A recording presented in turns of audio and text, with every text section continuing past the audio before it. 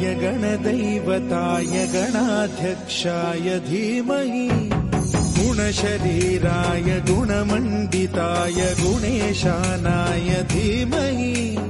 गुणातीताय गुणाधीशाय गुणप्रविष्टाय धीमहि एकदन्ताय वक्रतुण्डाय गौरीतनयाय धीमहि